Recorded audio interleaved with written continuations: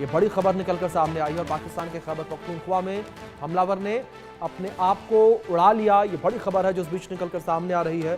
तो हमलावर के अपने आप को उड़ाने का ये मामला जो है वो सामने आया है और हमले में किसी के भी मारे जाने की कोई जानकारी फिलहाल सामने नहीं आ रही है। बाइक चला रहे हमलावर ने खुद को उड़ाया है। पाकिस्तान के खैबर पख्तूनख्वा से ये बड़ी खबर निकलकर सामने आई है। आत्मघाती हमले को लेकर ये जानकारी है। हमारे सहयोगी आशिक मीर जुड़े हैं, उनका रुख करेंगे इन्फॉर्मेशन के लिए। आशिक, क्या जानकारियां इस आत्मघाती हमले को लेकर फिलहाल मिल पाई हैं शुरुआती दौर में आपको? देखिए अभिषेक, बिल्कुल जिस तरह से खैबर पख्तूनख्वा में बीते कई हफ्ते से जो है हालात बने हुए हैं और जिस तरह से वहां पर टारगेट किलिंग्स हो या सुसाइड बॉम्बिंग की बात करें तो लगातार इस तरह के इंसिडेंट जो है काफी ज्यादा बढ़ गए हैं। और आज भी खैबर पख्तूनख्वा के एक इलाके में एक मोटरसाइकिलिस्ट जो है सुसाइड बॉम्बर बन के आ गया और जिसने अपने आप को ही उड़ाया। हालांकि इसमें कोई कैजुअलिटी जो है अभी तक रिपोर्ट नहीं हुई है। इस एरिया को पूरी तरह से पाकिस्तानी आर्मी ने जो है सील करके रखा है और वहां पर इस समय जो है सर्च ऑपरेशन चलाया जा रहा है। और ये भी बताया जा रहा है इस सुसाइड बॉम्बर की आइडेंटिफिकेशन जाहिद हुसैन के तौर पर हुई है, जो कि द्वालपाल एरिया का रहने वाला है। और जिस तरह से ये ब्लास्ट किया गया है इससे आसपास के इलाकों में काफी ज्यादा हड़बड़ी जो है मची हुई है। और साथ ही साथ हम देख रहे हैं, चाहे हम खैबर पख्तूनख्वा की बात करें या बलूचिस्तान की बात करें, जहां पर हालात जो है बीते कई हफ्तों से काफी ज्यादा खराब बने हुए हैं और लोग जो है कहीं ना कहीं सड़कों पर विरोध प्रदर्शन करते हुए नजर आ रहे हैं। फिलहाल लगातार इस ब्लास्ट को लेकर सुरक्षा जो है काफी ज्यादा बढ़ा दी गई है और खैबर पख्तूनख्वा के जितने भी की पॉइंट्स है और चेकिंग जो है वहां पर एस्टैब्लिश की जा रही है। रेंजर्स की तरफ से वहां पर एक्स्ट्रा सिक्योरिटी चेक पॉइंट जो है कायम किए गए हैं।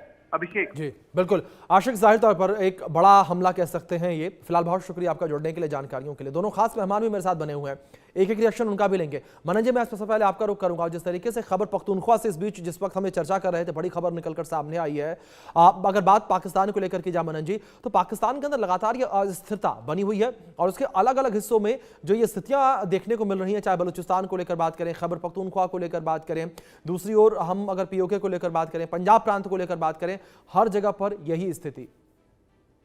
देखिए, पाकिस्तान में जो सरकार चलती है वो एक कुछ चुने हुए सिंधी जनरल्स, पंजाबी जनरल्स और पंजाबी और सिंधी इंडस्ट्रियलिस्ट को लेकर चलती है जी। और उसमें जनमानस की भलाई के बारे में या वेलफेयर के बारे में कभी भी बात नहीं सोची जाती। बस यही हुआ है, वॉर्स में भी यही हुआ है। 65, 71, 98 वाला, 47 का कश्मीर एसेशन वाला वॉर या कॉन्फ्लिक्ट बोले हैं उसको। तो लोगों की भलाई की बात वही लोग कर सकते हैं जहां पर जमहूरियत हो या जहां पर उनका कोई राजनीतिक चरित्र हो, कोई पॉलिटिकल कल्चर हो। वहां की आईएसआई ने, वहां की आर्मी ने पॉलिटिकल लीडरशिप को बड़े प्रखर रूप से और अपने अपने खुद के तरीके से इंडिपेंडेंटली डेवलप ही नहीं होने दिया। तो वहां पर ये इनस्टेबिलिटी की घटनाएं चलती हैं। और बल्कि ये भी एक प्रश्न, मैं तो ये क्वेश्चन यहाँ पे रेज करूंगा कि क्या पाकिस्तान एक राष्ट्र है, नेशन स्टेट है? क्योंकि जहां पर इतना ज्यादा सेपरेटिज्म चल रहा हो, विदेशी मदद हो या नहीं हो, पर वहां की आर्मी ओपनली वहां पे वॉर लड़ रही है। बड़ा हास्यास्पद है और बड़ी शर्मनाक स्थिति है। क्या ऐसा भारत में आज तक नहीं हुआ। भारत में आतंकवाद तो क्या हो रहा है वहां पर एक इंटरनल कॉन्फ्लिक्ट और वॉर चल रहा है, जैसा कि अमेरिका में सिविल वॉर हुआ। तो पाकिस्तान में सिविल वॉर की स्थिति है।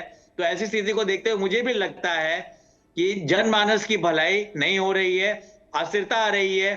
और अंतिम बात मैं बोलूंगा, सीपैक की जो चाइना की जो पॉलिटिक्स है उसके चलते भी बलूचिस्तान का और पाकिस्तान का जो जनमानस है उनको काफी हानि और हिंसा को झेलना पड़ रहा है। मैं यही कहूंगा यहाँ। जी बिल्कुल। अहमद जी, दूसरी ओर अगर खैबर पख्तूनख्वा के हमले को लेकर बात करें और खैबर पख्तूनख्वा में जिस तरीके से टीटीपी भी एक्टिव है, उससे बीएलए ने भी हाथ मिलाया, क्या आप मानते हैं कि वहां की जो लड़ाई है वो बलूचिस्तान की लड़ाई जैसी ही है या बलूचिस्तान से अलग है? देखें, टीटीपी और हमारे जो फ्रीडम फाइटर्स है उनके आइडियोलॉजी में फर्क है, लेकिन हमारा दुश्मन मुश्तरक है।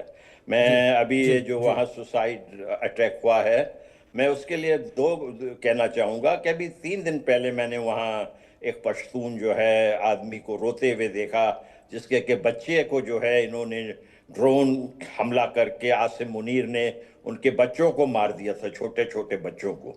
तो फिर वो आदमी रो रहा था और वो कह रहा था कि भाई, वो खुलकर कह रहा था कि हम तो जरूर खुद का हमलावर बनेंगे। वो चैलेंज कर रहा था ओपनली। देखें, ये इंतहाई घटिया मुल्क अंग्रेज बना के गया है। ये हमारे भाई कह रहे थे सेपरेटिस्ट चीजों के, सेपरेटिस्ट तो सबसे बड़े ये पंजाबी मुसलमान हैं। ये पंजाबी मुसलमानों की ज़हनियत है सेपरेटिज्म की, हमारी तो नहीं है सेपरेटिज्म वाली।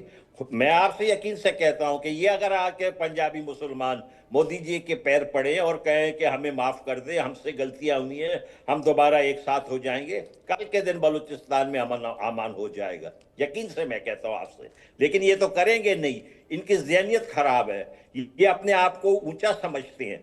देखें, घटिया मुल्क, वहां पर 2 दिन पहले इनका एक सहाफी शाहजेब खानजादा टोरंटो गए थे। वहां कोई इमरान खान के फॉलोअर ने उनसे नाराजगी था क्योंकि वो इमरान खान की बीवी जो है बुशरा बीबी के लिए उन्होंने बहुत गलत किस्म की रिपोर्टिंग की थी, उस पर उन्होंने थोड़ा सा प्रोटेस्ट किया एक आदमी ने वहां पे टोरंटो में। और बिल्कुल अहमद जी, ये टीटीपी और बीएलए की लड़ाई को आपने अलग तो बताया, लेकिन आपने ये जरूर कहा कि आप दोनों के दुश्मन एक ही हैं और जिसका दुश्मन एक वो दोस्त। फिलहाल बहुत शुक्रिया आप दोनों का जुड़ने के लिए, इस चर्चा में शामिल होने के लिए और अपना कीमती वक्त इंडिया न्यूज़ के साथ साझा करने के लिए। वक्त एक छोटे से ब्रेक का है, बने रहें इंडिया न्यूज़ के साथ।